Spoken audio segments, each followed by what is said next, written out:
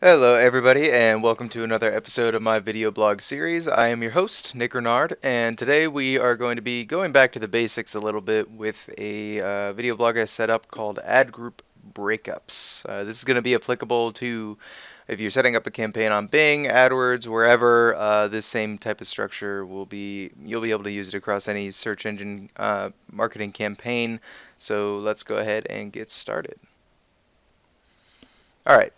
So when we first set up an account on AdWords or Bing or something like that, there's four tiers to every single account. The very top tier is the account level, which is pretty standard. That's just whatever account or client or company or if it's your own business, whatever you're setting it up for. So if you own a coffee shop, your account is the coffee shop account. It breaks down into different sections after that. Breaks down into campaigns, and then those campaigns break up into different ad groups. And then I gave a little honorable mention. We're not going to be talking about the next level here, the keyword level here. Each one of those ad groups is going to be breaking up into keywords.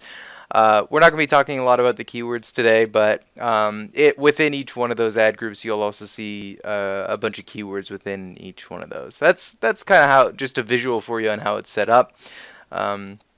Again, if you've done a lot of AdWords, this is very elementary stuff for you, but we're gonna get into more in-depth stuff here in a moment. So, why do we break it up like this?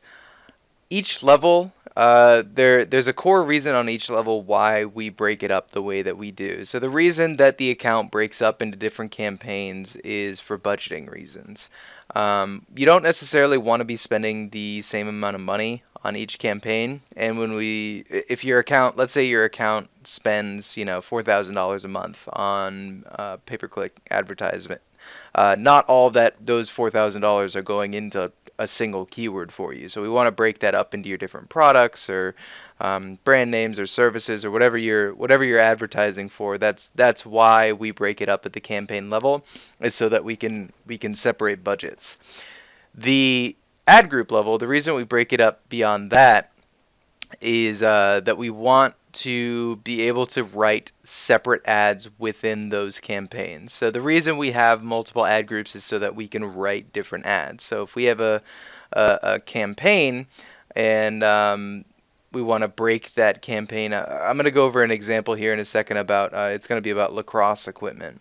But if you have if you have a campaign for lacrosse helmets, for example, and you want to break that campaign up into like different brand names of lacrosse helmets, then you might create a different ad group for each one of those brand names, so that way you can write different ads.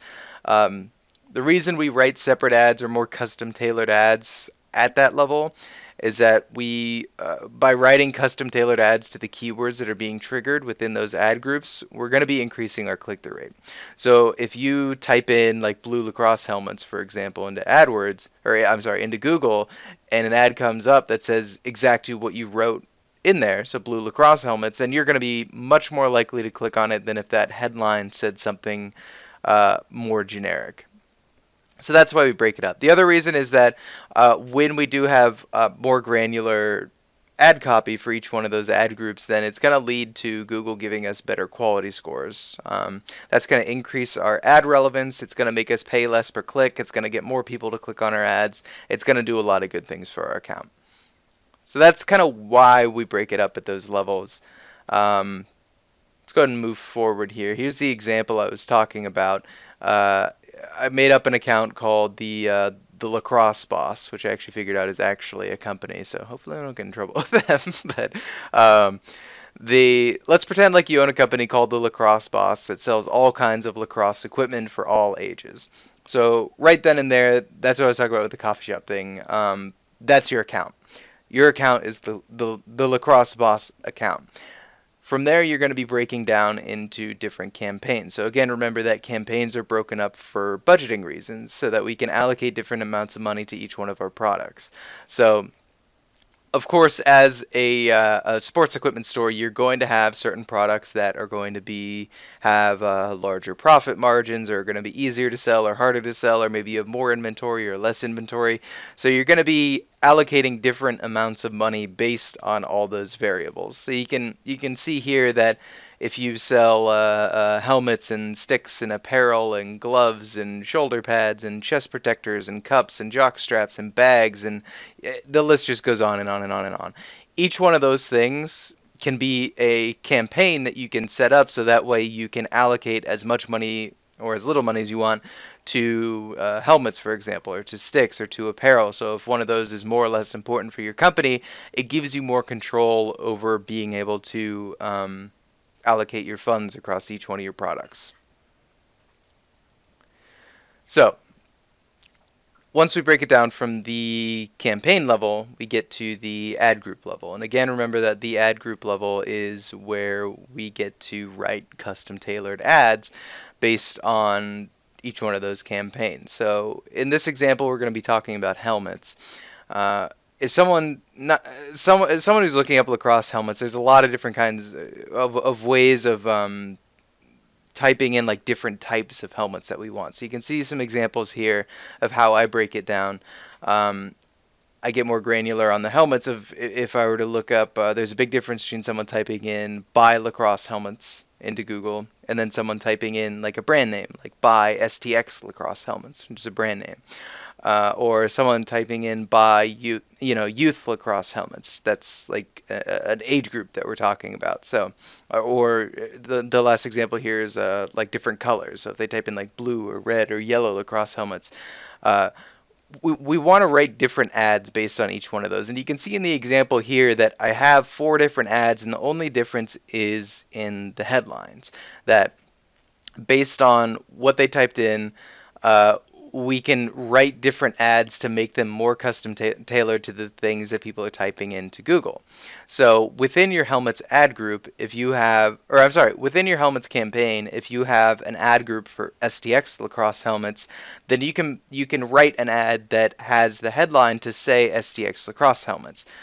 Again, if I go back to slides here. Yeah, here. Why do we want to separate ads? That's going to give you a higher click-through rate. Because if someone types in STX lacrosse helmets and then they see an ad that says exactly what they typed in, they're going to be more likely to click on it. If they typed in STX lacrosse helmets and your ad said youth lacrosse helmets or something that wasn't necessarily STX, they'd be less inclined to click on it. So it gives us higher click-through rates. And just as a side note here, click-through rate is Google's, within the algorithm that Google uses for determining quality scores, the click-through rate is by far the most weighted variable within that algorithm. So getting your click-through rate up is always good because it's going to be getting your quality score higher. So again, better quality scores, more relevant ads, it kind of does good things all around. Same thing for someone typing in youth lacrosse helmets. You can see how if we were to break up this campaign into the different ad groups for brand names, colors, sizes, ages, etc., then we can write these ads to lead to different.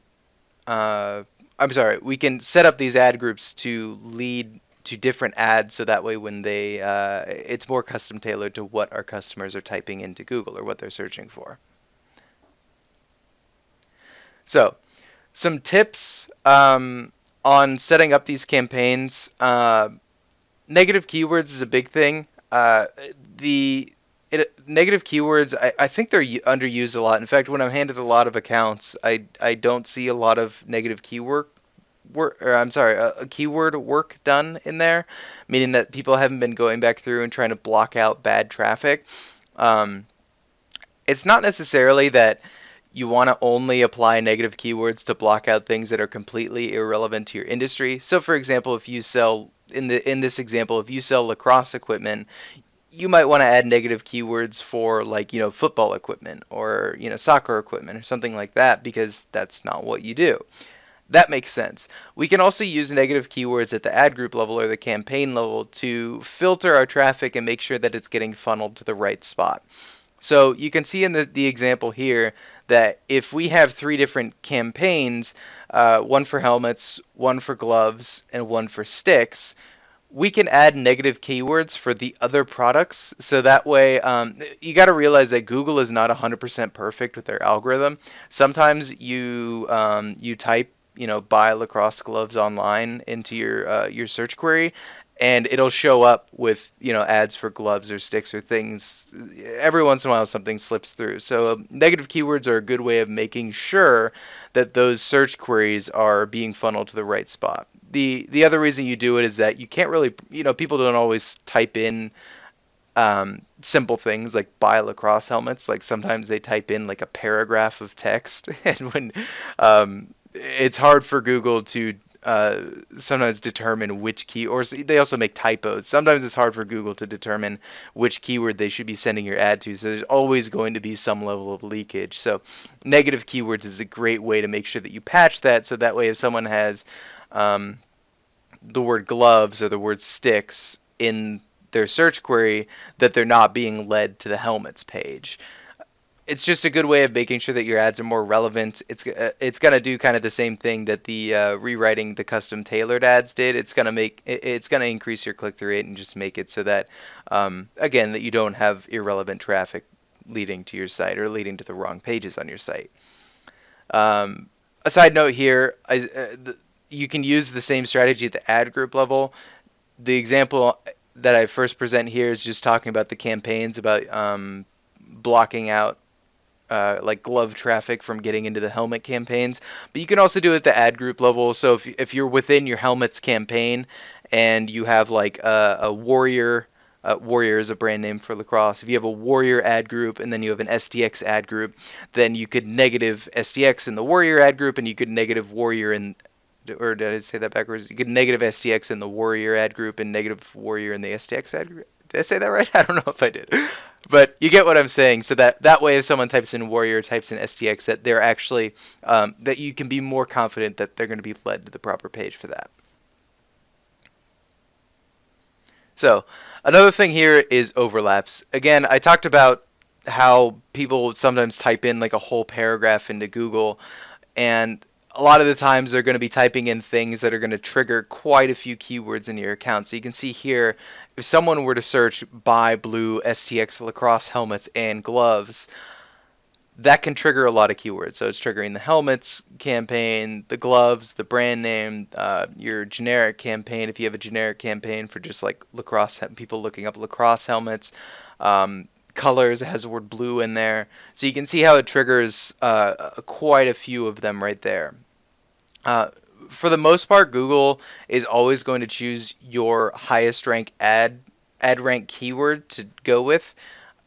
Most of the time they're going to choose the highest bidding one because, again, Google is a business and they're trying to make money. So they would much prefer to be using keywords that have higher bids on them. So if you have a $10 bid on the helmet keyword and a $5 bid on the color keyword, then they're going to be more inclined to use the $10 one.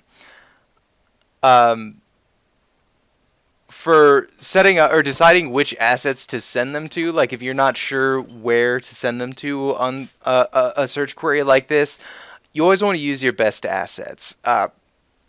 In an example like this, you might, if your company, let's say you don't have a very good selection of like different color helmets, like let's say you have a lot of different brands of like STX helmets or a lot of different of the kind of helmets that they have made, but you don't have a lot of color selection. Like if someone says I want a red or a blue or a green or a white one, you're like, we only have like blue and white and that's it.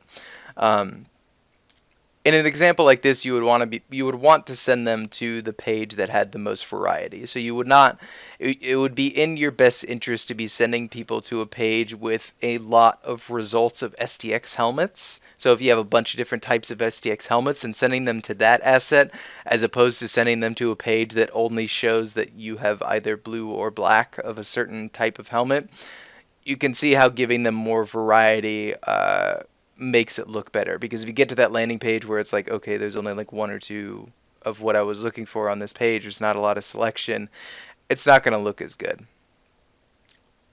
The third note here is to prioritize higher dollar items. If that's kind of always a good idea.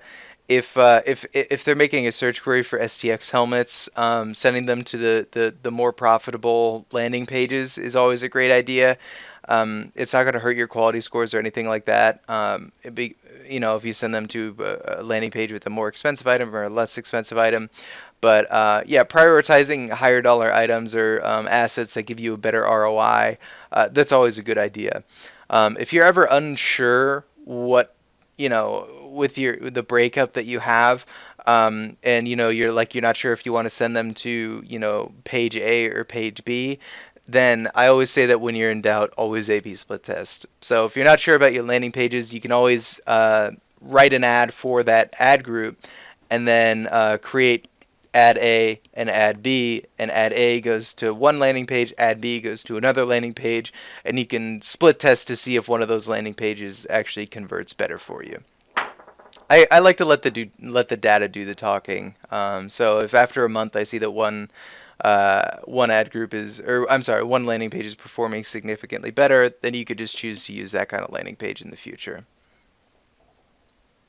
Anyways, that's all I have for today. Thanks for watching. I know this is kind of some elementary stuff that I'm reviewing here, but I think that this kind of structural stuff gets overlooked every once in a while, so it's always good to go back to the basics and review how we want to make sure that we're structuring our campaigns. Make sure that you fleshed out your ad groups all the ways so that you're getting the highest click-through rate and the highest quality scores that you can. And good luck and happy advertising.